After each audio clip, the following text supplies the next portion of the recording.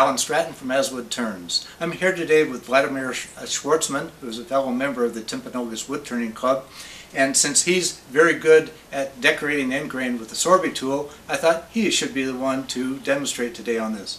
He's going to demonstrate end grain decoration, but if you really like it, I can get him to demonstrate spiraling on the side grain in another video. Vladimer, let's do it. Thank you. This is Sorby tool. Actually, this is spiraling Sorby tool, which is very good for decorations as well. It has cutters starting from 2 millimeters, 4, 5, 6, and even 11, which are slanted, beveled on one side. And another cutter that is that is slanted on both sides, used for producing orange peel appearance decoration, which I use very rarely. So anyway, the platform of the tool could be removed by removing the cutter, or it could be simply turned away from the cutter. The most difficult thing in this technique is flour. But before going to flour, it's very appropriate to say, how do we sharpen those tools? And the diamond file is put on the flat of the tooth, and that's the way, by slowly moving the wheel, you sharpen all your teeth. It's a very important point, because the most important point in wood turning is to stay sharp. The most difficult things, as I said, is a flower. The rest of the decoration is very simple, but let's start with the most difficult thing: position of the tool rest. It's about 1/4 or 3/8 height, and about 2 inches or 2.5, 2.25 from the wood. Speed, it's very important. On a slower speed, it's a little bit more difficult. What speed do you use is that you acquire your comfort with experience. I use 1,000 per 1,000 revolutions. So let's start. Let's get show on the road. Here we are.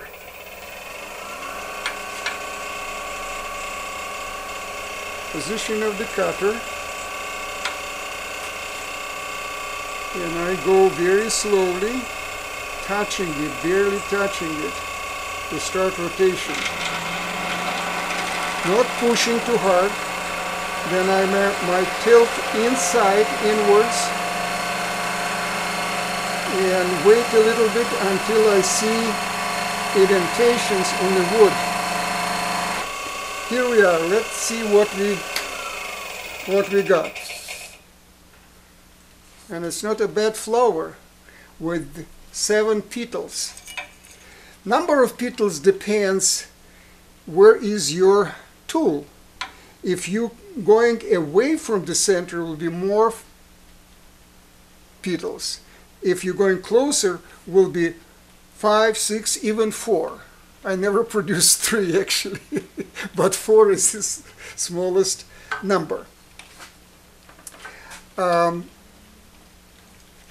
What kind of wood are you using? Any wood is good, but softer wood is much more easier to learn how to turn and vary with patterns. Let me get back to technique. Position of the tool is extremely important. There's a nut that some people put on a bevel side, some people put on a flat side. I prefer it on a bevel side because if I put on this side, then it will unwind the nut.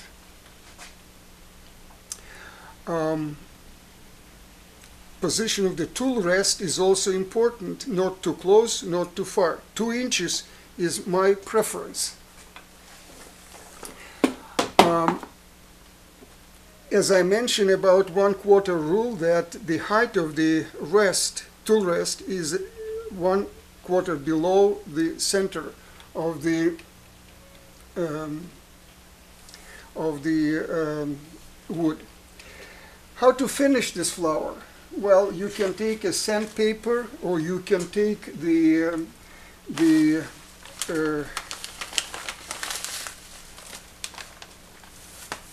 cuttings and just polish it.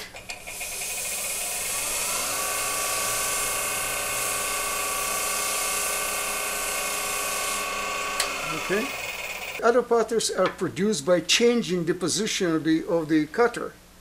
You can tilt to the right, you can tilt to the left, you can straight forward, or you can actually tilt it more like that, and then you will see different designs. So let's see what happens when we apply cutter different way. I'm turning it to the left a little bit and see what happens. Gentle application to begin with.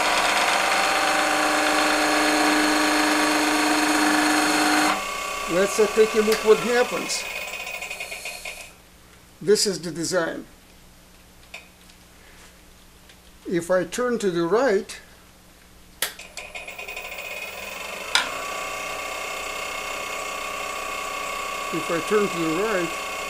then it will be a little bit different design. Again, center of the knot is right here. And that's what I do.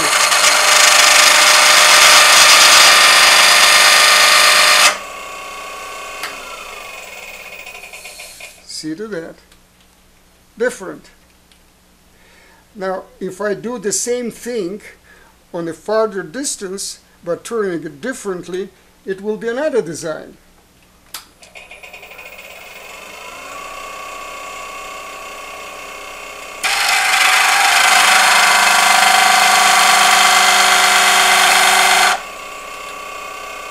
Take a look.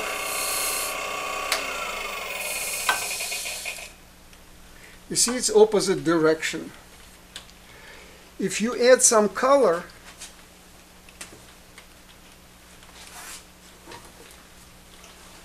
then design becomes very obvious and more attractive.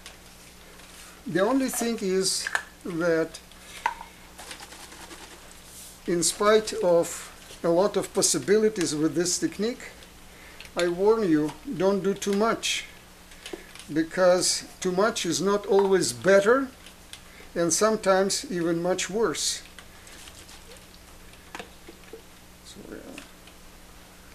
So we'll rotate it and slowly put it .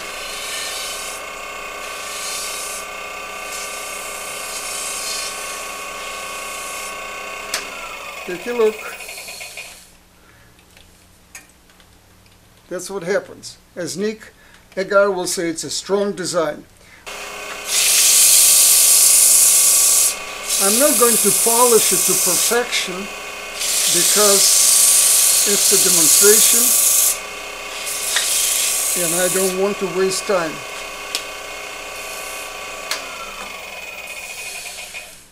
Again, 2 inches away.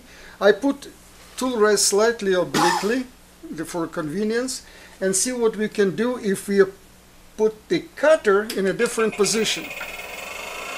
Like that. The knot is over to the center.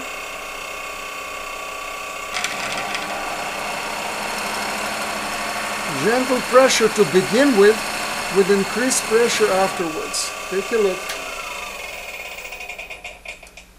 It's kind of a swirl design. Now, you can also, instead of holding cutter in one place, you can move it across and produce some kind of totally different design, which I use, frankly, not that often. Let's see what happened. Slight tilt, and then I move.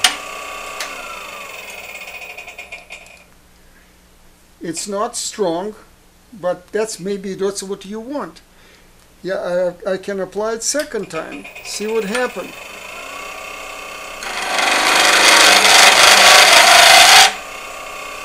A little bit stronger, I think, but that's what you want. Let's see how it looks with the dye. I use this one. I use alcohol-based dye. See how it goes.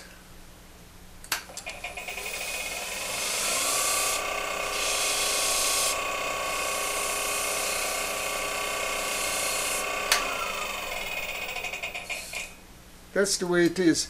If I polish the wood a little bit better, it would look much cleaner. But this is softwood. This is aspen, and that's what happened. But what I like here is only swivel design, like that, in the center. The rest I don't care too much. Although some people might like it too, might like it better. Predictability of the design. To begin with, I was surprised more than once, actually many times, because whatever I expected from the pattern didn't show up. And then I carefully cataloged the position of the cutter and subsequent result. That, with experience and time, of course, made my pattern much more predictable. Sure, you're worried when you want to put a flower on the design and your piece is already finished, and all of a sudden comes something ugly duckling instead of beautiful swan. Again, the same thing. I position tool rest about 2 inches. Then it's my cutter. And let's make again flower. Try to make it. Okay?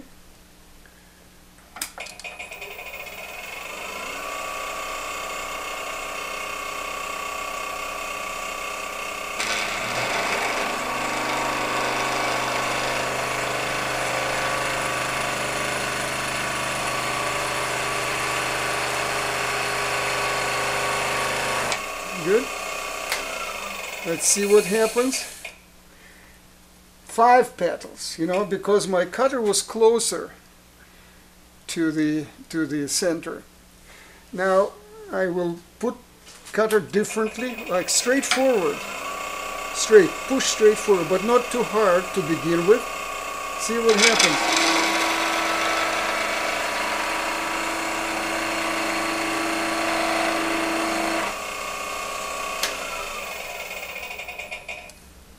Okay, another design, and if I tilt it to the left, then we'll have something different.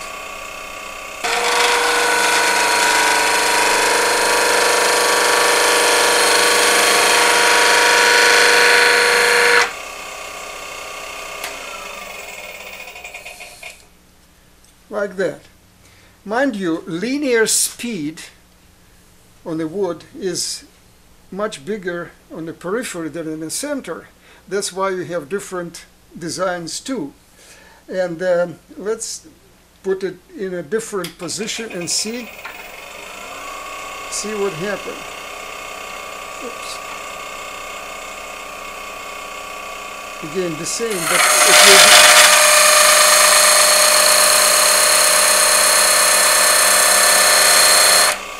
it will be opposite.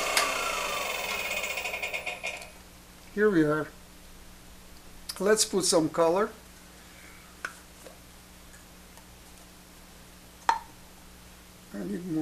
juice and see what it is.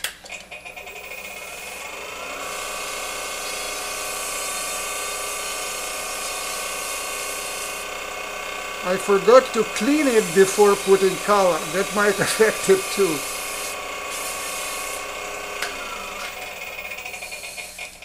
Okay.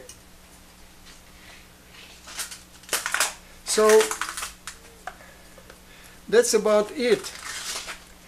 But I want to actually point out that you decide what kind of wood, you decide what kind of design, but once again, warning is too much is not always good. I thank you very much for your attention, and also many thanks to Alan for inviting me to present it on his channel. Thank you. So Vladimir, when you demonstrated this, you just made one pass at a particular design, and that was it. What if I didn't get it quite right the first time? Can I go back at it? You certainly can. The problem is that you need to feel the cutting surfaces of the wheel, and then feel into design gently and slowly. So Vladimir, once you cut into the pattern, do you clean it? Do you sand it? What do you do to finish it? Of course, finishing is also important because you want design to look strong. First thing you do is to take shavings and clean it. Or you can use sandpaper and clean it, or... while the lathe is running, right? Absolutely. Another method is toothbrush. So after you brush your teeth, you just clean the design. Do you still use toothpaste? No. I hope you've enjoyed and learned something from this demonstration of end grain decoration by my guest, Vladimer Swartsman. Vladimir is a retired orthopedic surgeon and Olympic gymnast. He lives in Park City, Utah, and enjoys skiing in the winter and wood turning in the summer. He is always pushing out his frontier in wood turning and exploring new tools, new techniques, and forms. He's an interesting guy. Please give this video a thumbs up, subscribe on my website, tell your friends, and send me your comments and questions. Every week, I make a new wood turning video. Please wear your full face shield anytime the lathe is running. Until next week's video, this is Alan Stratton from As Wood Turns.